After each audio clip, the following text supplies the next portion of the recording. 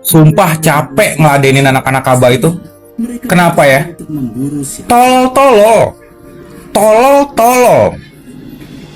Serius. Ngaku-ngaku anak aba orang kaya, punya channel di mana-mana, lembaga pendidikan di mana-mana channelnya. Saksi kunci anak pautan UGM punya. Bawa ke sini. Saksi kuncinya itu saksi kunci. Punya nggak? Nggak punya. Lo bilang itu artefak kampus sebelum tahun 2000 kalau nggak salah nih, gua lupa deh tahun 98 atau 2000. Itu nggak ada batas masa kuliah. Lu bebas mau kuliah 8 tahun, 9 tahun. Bebas, serius. Tapi mulai tahun, gua nggak tahu sih tahun kapan ya, karena gua sendiri bukan angkatan itu. Itu baru ada masa kuliah 14 semester batas. Jadi 7 tahun nggak mungkin. 7 tahun batasnya, 8 tahun nggak mungkin. 8 tahun DO. Nah itulah anak abah, lu kalau apa-apa tuh observasi. Observasinya berupa googling. Keliling lah katanya orang kaya. Masa iya orang kaya cuman googling? Ya elah. Katanya punya channel di mana-mana. Masa nggak punya teman anak pautan UGM? Nih gue kasih tau ya, bokap gue alumni pautan UGM nih. Gue disclaimer juga ya, gue juga pautan tapi bukan UGM. Tapi gue setidaknya gue ngerti lah apa aja yang di pautan. Nah, nih pautan UGM angkatan 7 lu wisudawan tahun 76, bokap gue angkatan gue lupa 68 atau 99. Dia lulusnya tahun 76. Nih, jelas nomor alumni masih ada jurusan di pautan UGM tuh dihapuskan tahun 83. Dihapuskan tahun 83. Nah, dia mau diganti ke departemen. Jadi di angkatannya Pak Jokowi sampai sekarang pun nggak ada jurusan. Adanya departemen, nanti membawai prodi sarjana, prodi magister, prodi doktoral. Itu namanya departemen. Nggak ada lagi yang namanya jurusan. Nah, zaman bokap gua ada jurusan. Bokap gua ini jurusan ekonomi perusahaan hutan. Setio Sarono nih. Nah ini.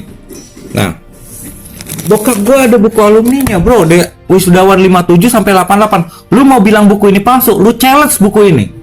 Cara challenge-nya gimana? Lu cari anak pautan UGM yang wisudawan sebelum tahun 88. Ada nggak namanya di buku ini? Kalau buku ini palsu, pasti nggak ada nama dia.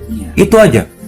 Walaupun buku ini nggak sempurna, banyak kesalahan karena ini 1335 orang dalamnya.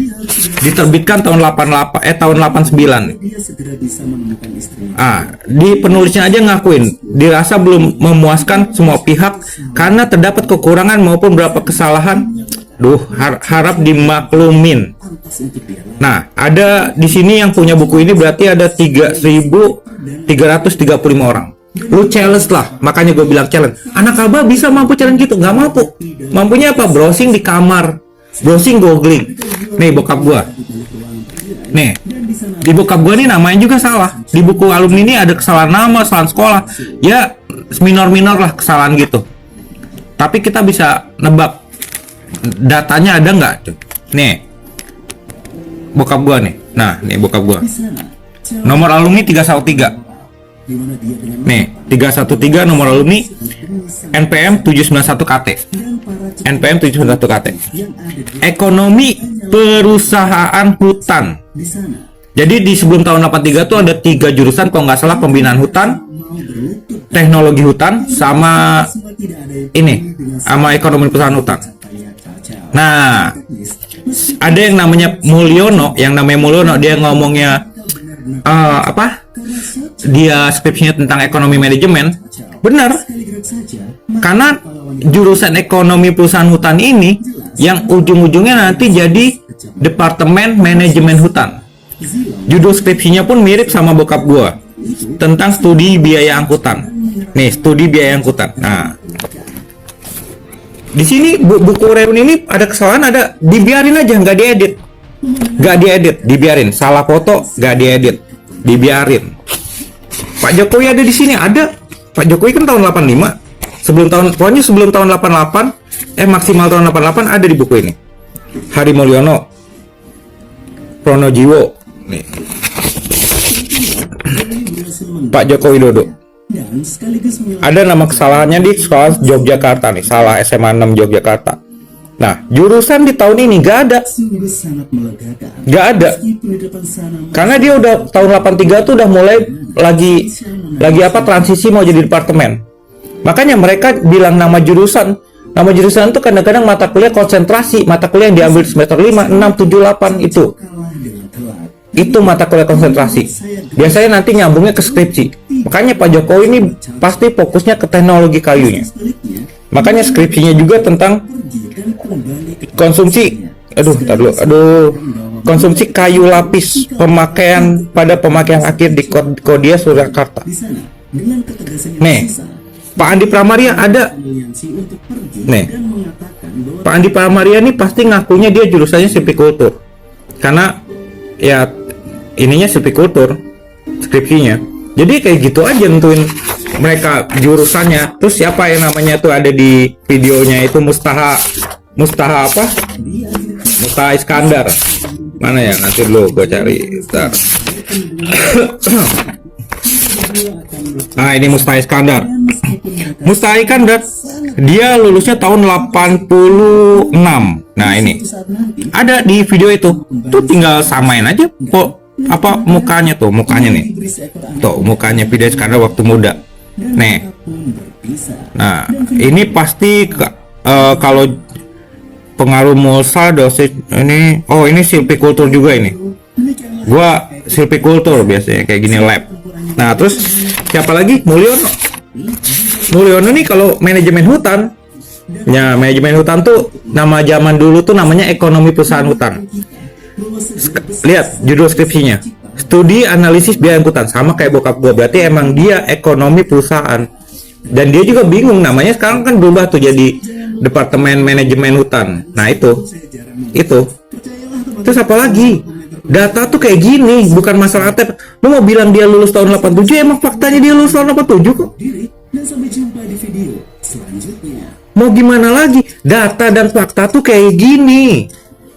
Bukan lu cari di googling, lu tanya aja anak fakultas kehutanan, mau dia masih kuliah sekarang masih kuliah pun, dia bisa ngomong sejarah kampusnya, sejarah fakultasnya. Pasti dia tahu. Makanya gue bilang, nanti Roy Suryo di pengadilan dia bilang dia punya 5 ijazah asli anak Pautan UGM yang lulus bareng Pak Jokowi tahun 85. Disitulah kita adu. Boleh Roy Suryo bawa ahli dari luar negeri, boleh bawa saksinya yang punya ijazah itu, boleh diadu di sana di pra-peradilan sama ijazahnya Pak Jokowi, sama saksi-saksinya Pak Jokowi, sama ahlinya Pak Jokowi, diadu di depan masyarakat, kelihatan semua yang bohong sama enggak.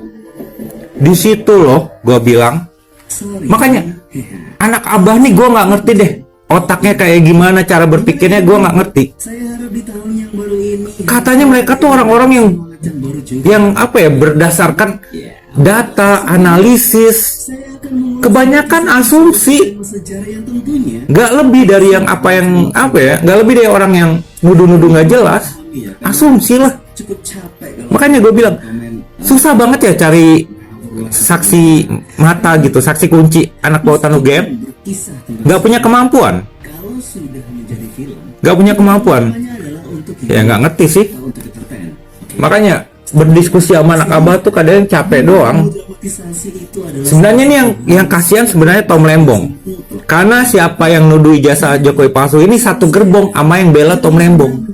Coba bayangin, mereka nuduh ijazah palsu Jokowi bisa dibantah nanti ya di pengadilan di depan semua orang, bahkan boleh disiarin live karena Pak Jokowi juga pasti pengen nyelesain ini biar ada ketetapan hukum. Nah, kasihan Tom Lembong. Berarti selama ini yang ngebela gue pemikirannya kayak gini ya. Apa bener Tom Lembong itu bersalah? Nah, kasihan Tom Lembong gue mah. Serius, itu aja. Jadi nanti biarin di pra-peradilan kita mau lihat ijazah Pak Jokowi bisa, tapi itu di pengadilan jadi fakta hukum. Jadi fakta hukum di sana, orang nggak bisa ngoceh sembarangan. Karena itu kalau ngoceh sembarangan kelihatan bersalah, tersangka langsung persidangan itu. Makanya gue bilang ya, Roy Suryo berusaha ngindarin ini karena Roy Suryo takut, gue yakin. Itu aja.